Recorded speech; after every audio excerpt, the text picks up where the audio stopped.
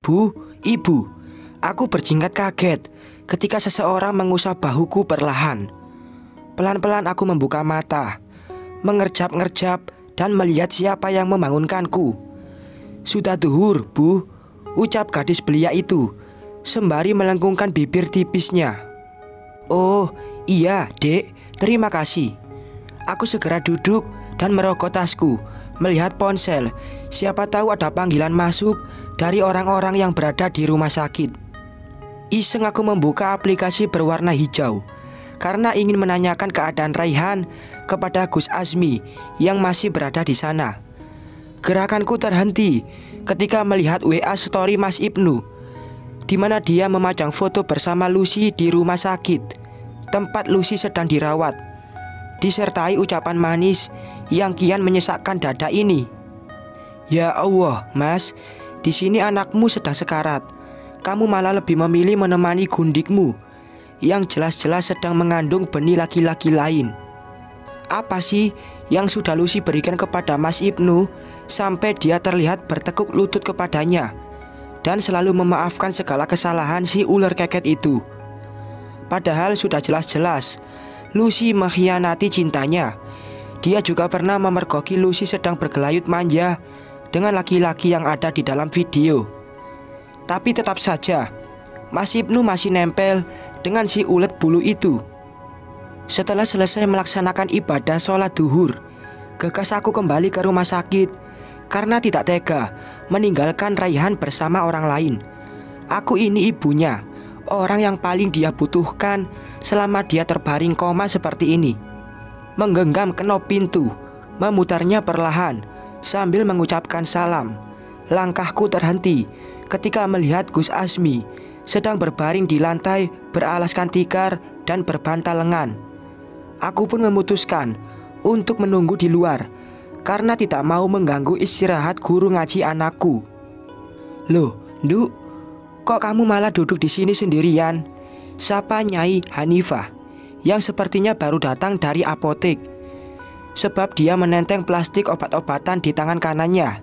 Iya, Umi, di dalam ada Gus Azmi, makanya saya nunggu di sini, jawabku seraya melengkungkan bibir. Wanita dengan gamis dan kerudung serba hitam itu duduk di sebelahku dan tatapannya tidak lepas dari wajahku. Maaf ya, Nduk, kalau boleh tahu, kenapa suami kamu tidak datang menjenguk Raihan? Apa kamu tidak memberinya kabar? Aku menelan salivah yang terasa mengganjal di kerongkongan mendengar pertanyaan dari Nyai Hanifah. Aku harus jawab apa? Tidak mungkin kan aku menjawab jujur kalau Mas Ibnu tidak mau datang ke sini karena sedang merawat gundiknya yang sakit. Duk, kalau sedang ada masalah, ceritakan saja sama Umi. Anggap saja Umi ini ibu kamu sendiri. Lagi, tangan halus Nyai Hanifah mengusap lembut punggung tanganku, sehingga aku bisa merasakan kasih sayang ibu dari setiap sentuhannya. Rasanya ingin sekali mengambur ke pelukan beliau, tapi sepertinya tidak mungkin. Dia itu guru ngajiku, istri dari ulama tersohor di kota ini. Jadi rasanya segan sekali jika tiba-tiba aku menghambur ke dalam pelukannya. Dulu waktu video itu mulai beredar, Raihan sangat terpuruk di sini. Mataku langsung membulat mendengar ucapan Nyai Hanifah. Aku tahu video yang dimaksud beliau adalah video penggerebekan Mas Ibnu saat sedang berbuat dengan Lucy. Apalagi dalam video, kedua makhluk tidak bermoral itu sama sekali tidak mengenakan pakaian. Pasti Raihan juga sangat malu melihat tingkah sang ayah. Dia sempat tidak mau keluar dari kamar. Bu Nyai melanjutkan, tapi berkat kegigihan Azmi merayu Raihan, akhirnya dia mau kembali bergabung bersama teman-teman lainnya. Walaupun banyak yang suka meledek Raihan. Maafkan saya karena sampai kecolongan membiarkan anak didik saya membuka video unfaedah seperti itu. Raihan pernah cerita sama saya, Umi, sahutku pelan. Rasanya hati ini kembali terkoyak mengingat kejadian itu. Loh, kok Umi sama Dek Maila, maksud saya Bu Maila, malah pada duduk di sini? Gus Azmi terlihat salah tingkah. setelah memanggilku dengan sebutan Dek, bukan Ibu. Padahal menurutku tidak masalah kalau dia memanggil nama kepadaku. Toh usia Gus Azmi lebih tua 3 tahun dariku. Tadi jenengan lagi tidur di dalam, jadi saya duduk di sini sama Umi, sahutku. Afwan, saya ketiduran tadi. Gus Azmi kemudian duduk di sebelah Nyai Hanifah. Oh ya Bu, tadi dokter nyariin Ibu. Katanya ada yang mau dibicarakan dengan Ibu. Dokter mau bicara denganku? Aku menggigit bibir, khawatir kalau dokter menyampaikan hal buruk tentang Raihan. Ayo Bu, biar saya temani. Gus Azmi kembali berdiri, lalu berjalan mendahuluiku. Aku mengekor dari belakang. Tidak berani berjalan bersisian dengan pria alim itu. Takut dikatakan tidak sopan. Mas Ibnu nggak kesini, Bu. Gus Azmi menghentikan langkahnya, membiarkanku berjalan di sampingnya, walaupun berjarak lebih dari 1 meter, seperti anjuran pemerintah. Dia sibuk, Gus, jawabku seraya menunduk. Mudah-mudahan besok dia ada waktu. Besok kan hari Sabtu, semua kantor libur bukan? Iya, Gus. Aku berusaha mengulas senyum. Silahkan masuk, Bu Mailah. Gus Azmi mengetuk pintu ruangan dokter, membukanya untukku dan mempersilahkan diri ini masuk terlebih dahulu. Aku pun segera masuk, menjabat tangan dokter berkacamata tebal itu, lalu lekas duduk.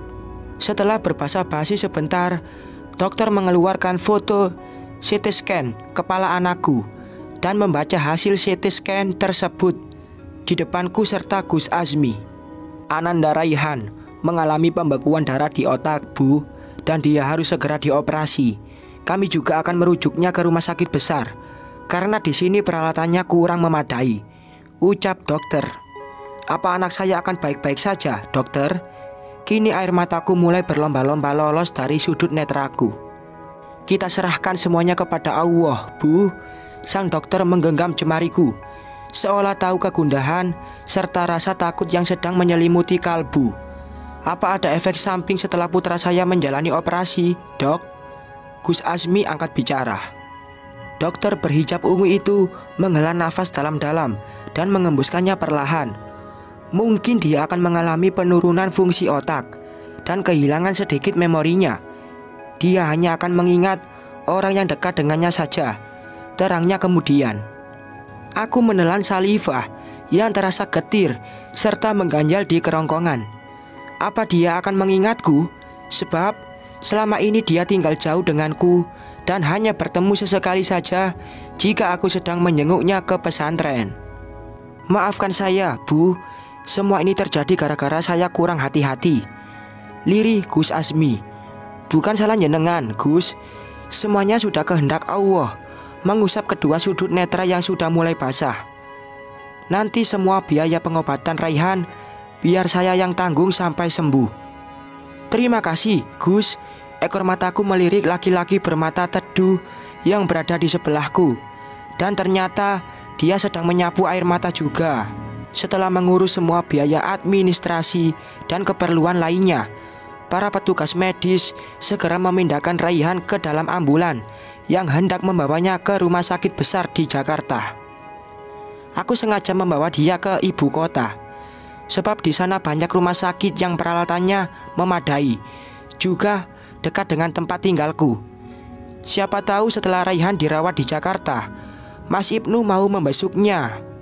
Kamu naik ke mobilku aja, Mai, ujar Abraham ketika aku hendak masuk ke dalam mobil ambulan.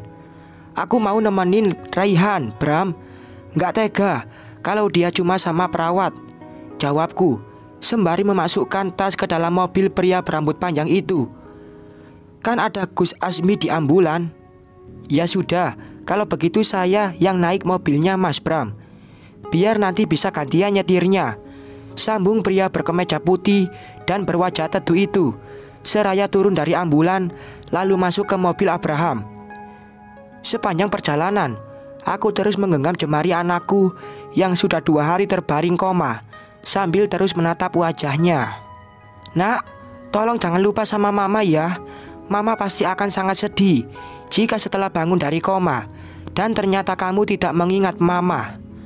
Percayalah, Nak, Mama menitipkan kamu di pesantren bukan karena Mama tidak sayang sama kamu, tapi Mama menitipkan kamu di pesantren karena Mama sangat menyayangimu.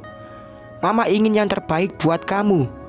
Mama ingin kamu menjadi penyelamat Mama di dunia wal akhirat. Batinku. Entah mengapa aku merasa putraku seperti merespon dengan menggerakkan tangan. Apa dia mendengar kata batinku? Mengambil gawai, mengabari Mas Ibnu kalau Raihan sedang dalam perjalanan menuju salah satu rumah sakit ternama di Jakarta dan akan menjalani operasi di sana. Centang 2. Tapi tidak juga dibaca oleh Mas Ibnu. Berkali-kali aku mencoba menghubunginya, juga tepat tidak ada jawaban. Oke, Mas, kalau itu maunya kamu, mulai detik ini aku tidak akan mengabarimu tentang keadaan Raihan. Anggap saja kita tidak pernah mengenal dan memiliki hubungan. Bersambung.